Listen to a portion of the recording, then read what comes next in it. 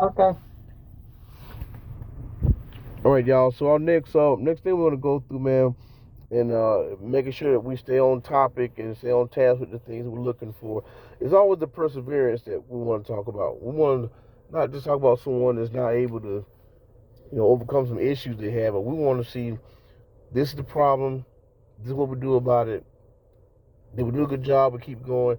So we gotta always make sure we identify ourselves with that, and if we can just take time to think about other people and what they've been through and how they get through some things. It doesn't directly correlate every time, but hey, it's the same concept, same principle. So want to introduce my. This is Miss Megan Elmore. How you doing, Meg? I'm good. How are you? Hey man, I can't call it. Uh, I appreciate you taking some time to talk with us, man. And I wanted to give you an opportunity right here just to put yourself out there and see, I think you're going to be inspirational. You don't, but I think you're going to be. So you're a cool person, and I think what you've been through is something that people would definitely want to hear about. So if you don't mind, ma'am, tell us, let everybody know about you.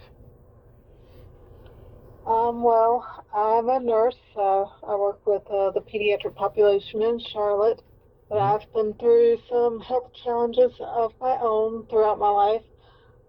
Starting when I was 12, turning 13. I turned 13 when I was in the hospital for my first brain surgery, where I had what's called an AVM, arterial venous malformation that ruptured and bled, and so they removed a golf ball size mass. At that time, they told my parents that, when they were taking me to surgery, they didn't know if I would live or not. They didn't know if I would be normal or not. They didn't know if I would walk. They didn't know what would what would happen. I got really lucky and Man. I came out, Now, somewhat normal. now you said this is you're more than just somewhat. So now you said when you were 12 years old. Yes. Man, what did I Uh, mean? What made that happen? Do you got any idea? Not really sure. They thought that it might be hereditary or familial, but there's nobody else in my family that they know of that has had anything like this. So Is that I guess something that I'm just kind of starting back to. is that something that just develops, or was that maybe a bump on the head that you didn't get looked at, or anything like No, that? no, it's just something that developed because what they found was that I had other abnormalities in my brain. They told my parents at the time that they were too deep to mess with, that, we just leave them alone. And if I start having symptoms, then they would take me back. And so for the longest time, I did really, really well up until about 4 years ago. I had a small bleed, which landed me just in the hospital overnight, and it kind of resolved on its own. And then it's been about a year and a half ago now, I had a more significant bleed that ended with my second brain surgery. Um, With the condition itself, what actually does it do? Like, say the name of it again, and just what is it about? What is it actually doing to your body? well, there are two different ones. The very first one is called an AVM. The second bleed, the most recent one, is called a cavernoma. So it's just a small area of blood vessels that didn't form right. And if you look online, you'll see that sometimes they're referred to as raspberries. Some people have these things and never even know it, and they never cause them any problems, while other people they do, just kind of depending on the location and if they bleed or not. They don't bleed like a stroke. They bleed slower. They just kind of, the way it's been explained to me is just they kind of ooze. They don't do the massive hemorrhage. So if they can catch them and get them removed, they don't cause quite as much damage as say a stroke would. What would be some symptoms of it that would make you know to go get something like that checked out? Because like you were saying, if it just kind of happens gradual, you wouldn't know to do anything. So what things were happening that were symptoms that other people could notice as well? Well, the first one, the AVM, was more significant. It was more like a stroke, and that the bursting of the vessels blood vessels caused some major hemorrhage. I had a grand mal seizure. That's what prompted my parents to take me to the hospital. So the school called them and said, "Your daughter's had a seizure. Does she have any history of seizure?" And back then you didn't call an ambulance and have them take you to Yeah. the hospital. So after a seizure, you are typically asleep for a period of time because your body is trying to regain senses and things like that. And my dad shows up in my band class, and I'm like, oh God, I fell asleep in class. I'm in so much trouble. Well, just to Oh, make sure that everyone understands, she didn't say grandma seizure, so not a grandma. All right. And most people, Grand Mall. there you go. Yeah. So there ain't no grandma seizure. But okay. So this the And then last. the most recent um, small hemorrhage that I had, I woke up that morning with a headache, and I said to myself, I've got to bleed, but it's probably just a little one, so I'm going to go on to work because I had some big things coming up that I had to take care of. Um, some major regulatory visits that were coming up, and I work with the ICU nurse, so they'll be there to monitor me if something happens. So Okay. I went on, yeah, I went on to work. I took some Tylenol, which helped. I went on to work, but then I started having some vision changes. And I said to the ICU nurse that I work with, I was like, "Hey, do you notice any other neurological symptoms? This is what's going on. This is what I think it is." And she's like, "No, I don't know. I don't see any other neurological symptoms. But before you leave work today, you need to text your neurosurgeon." Man, that's kind of. So, I'm trying to think of. Let's say I'm your coworker, and you just bump into me and say, "Hey, man, you think wrong with my brain?" Like I don't know, you know. But that's well, she's an ICU nurse, like I said. So, man. she's done neuro exams and things, so she kind of knows some things to look for. And How dangerous was this she one? kept coming into my office, and every time I looked up, my vision was just so it was just my vision was off. So What I was did the text my neurosurgeon as I was walking to my car, and he was like, "I need you at my office right now." I was like, "Now it's not that big of a deal." He's like, "Megan, my office now." what is it? So you said this one was a little bit worse. What was the So how severe? this one wasn't as bad as the one when I was 12. This one Okay. was a cavernoma, but the issue was is that it was bleeding into my ventricle. Oh. Um, Can you explain that for folks that may not know? well, you have these little open areas kind of in your brain. There's four of them. They're called ventricles. And this was bleeding into that area, which then causes issues with the rest of your brain. The rest of your brain's going haywire, like, why is all this blood here? This isn't supposed to be here. So I can tell you that I talked to my neurosurgeon. He told me to come to his office. I don't remember ever getting to his office. I don't remember going through the CT scan that he put me through at his office. Um, he let me leave the office because apparently I was very normal sounding, only I was a little repetitive and my vision was off a little bit. So I seemed normal to others. So he let me go on home, but he called me just a few minutes after I left and said, "Go to the ER. Wow. They're waiting there to admit you." But I don't remember ever getting to the ER, but I Wow. did. Wow. I did. Yeah. How was the well how long was the surgery itself?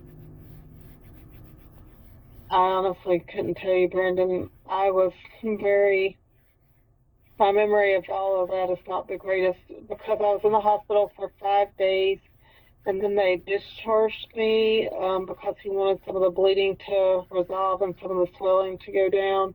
And then a week later, a week after that hospital stay is when I went back for the surgery after some of the bleeding and swelling had kind of reabsorbed. So right now, so what? How long was the recovery for you to be back to your normal self? I went back to work after 6 weeks. Should I have? Probably not. But Probably like I said, not. I had some very important regulatory visits coming up. Um, but I did have to do a lot of napping. I did have to do a lot of resting. Um,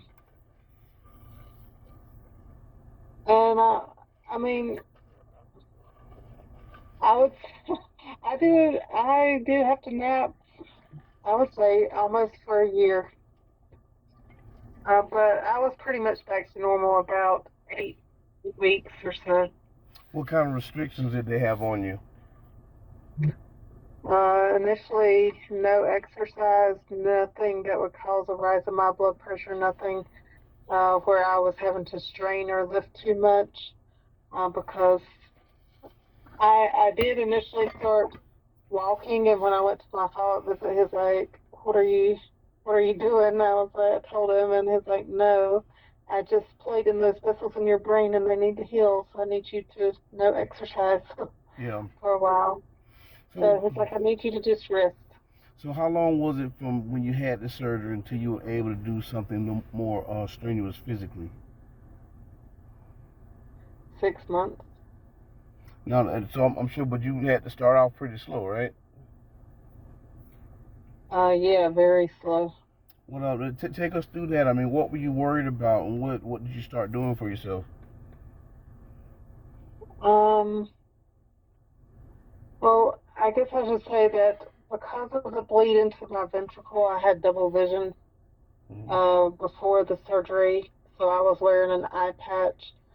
And going into the surgery, they didn't know if it would correct it or not. Luckily, after the surgery, it did correct it, but he still wouldn't let me drive for about a month.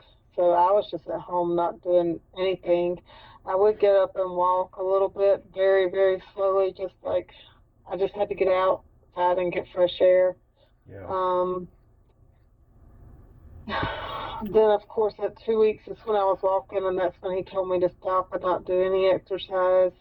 At about 6 months, I just started slowly walking on a treadmill. And what are Um, you up to doing right now? I can do more strenuous walks. Um, I can do some strength training, but nothing heavy. I can't do heavy lifts like I used to. Yeah. Um, I used to do jujitsu. I can't do that anymore. And the mixed martial arts I was doing before, I can't, of course, can't do that because, Yeah. yeah, don't want any blows to the head right now or Yeah. any choking out that might increase all the blood pressure in my brain. So what is it that what is it? Do you have any fears about going forward from here? Like, are you very paranoid or extremely cautious about certain things? I wouldn't, no, not really. I mean, I do know that I have other areas in my brain that are similar that could bleed, but I mean, I could get in a car accident tomorrow too. So, Yeah. Yeah. I guess I've kind of lived with the knowledge of these being in my brain since I was younger, and I've always told my mom I'm not going to live in fear. It's up to God when He takes me, and and I've just got to live my life the best I can. I'm cautious about things that they tell me not to do, like letting my blood pressure get high or lifting, straining too hard that might cause issues with my brain. So I'm cautious about, I'm careful, not fearful. Gotcha. That makes sense. Okay. Well, how'd your family respond to this? I mean, I'm sure they were pretty worried about that. They were. My mom was there with me pretty much the whole time. Mark was there with me pretty much the whole time. I would say it probably brought Mark and I, my son, closer together because he was a teenager, off doing his just teenage stuff, and then he realizes that, oh, mom could not be here tomorrow. Yeah, and that's Uh, that's kind of scary, but I feel you. So I mean, yeah, I can tell he you, said man. it scared him. I bet it did. I mean, I'm sure. I'm glad that you're doing okay, man. Not just because I know you, but that's a scary situation, and most of the time, people can emphasize with you, but with your situation, man, that's something could have went real wrong, real easy. So I like your outlook on it, man. If it's God's time, it's God's time. But there are things we can do to make sure that we don't, hurry that time up, maybe. But Yeah. what else? So I had an amazing neurosurgeon. He was absolutely awesome. I work with him, but I can't sing enough praises about him. And he told me, he's like, Megan, I am the best at this. I'm the very best. It's like I have this innate ability to just see your brain in my mind and know where I'm going and know what I'm going to touch before I ever even get in there. that's And he amazing. does. He's super smart and he is very caring and he did an amazing job. See, that's something I really believe too, man. That people have gifts, man. God gives us so much, and it's not that people some gifts are worth more than others.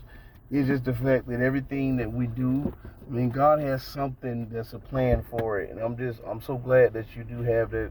Your doctor to help you there, because that's you're one of the people that we need more of you around to kind of balance out this crazy world we live in.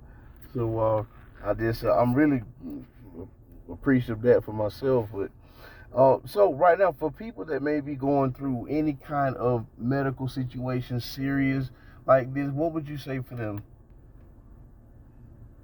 I would say advocate for yourself. You know your body better than the doctors do. I'm a nurse, so I can say that. I would always ask I work with pediatric patients, but I would always ask the families, is this normal for your child? Because they know the child better than I do. I know they're Uh, developmentally appropriate ages, but advocate for yourself and trust God.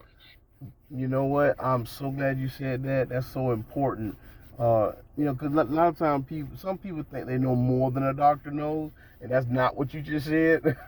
You know your child. The doctor knows the concepts, so you got to be able to let them, with their knowledge and wisdom about it, let them help you by telling them what's happening specifically, and that's a good thing. Well, Megan, listen, I appreciate it so much to talk to you, and I thank you so much for telling your story, man. And this is gonna help a lot of people. There's folks I'm thinking of right now that I know are gonna listen to this, and you're gonna be one of their favorite people now. So it's good to be able to give this to other folks, and I just really appreciate you being willing to share it with me. Okay. Absolutely no problem. Thanks for having me, Brandon. All right, no problem at all, Megan, and we will see you later on, my man. All All right, you have righty. a good one. Okay.